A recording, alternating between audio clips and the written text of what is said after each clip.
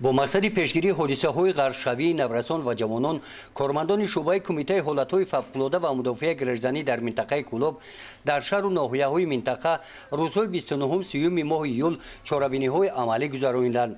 رفتی برگزاری چنین عملیات در ناحیه به نام میر سید علی حمدانی حالت‌های را آشکار ساختند که در موضع‌هایی که برای آبازی منع کرده شده است نورسان و جوانان به اشتراک والدان مشغول آبازی هستند.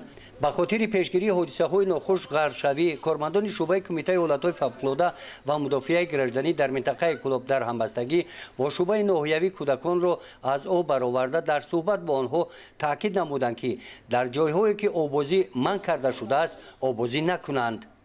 در اساس نقشه چاره‌بینی‌های اوید قاعده‌های آبازی در 10 شهر و ناحیه‌های منطقه کلوب کارهای فهماندگی و پروفیلاکتیکی گذرانده شده ایستاده است. اینچنین ما این زمان قرار داریم در ناحیه حمدانی برای گذراندن کارهای پروفیلاکتیکی و کارهای فهماندگی. در نتیجه همین گونه عملیات در ناحیه واسه هم همین حالت به قید گرفته شدند. این دریای سرخاب است، از قسم دهات گلستان میگذرد. اینجا چند حالت غیر قاعده‌های موجود بوده آبازی به قید گرفته شدند.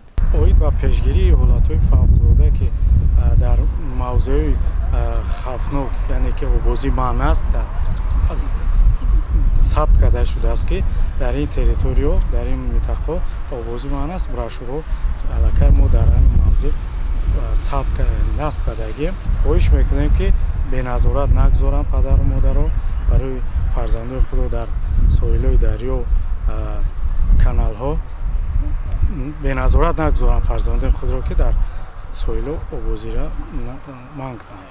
پیشگیری غرق‌شوی کودکان این مسئولیت نه تنها یک نهاد بلکه اهل جامعه می باشد.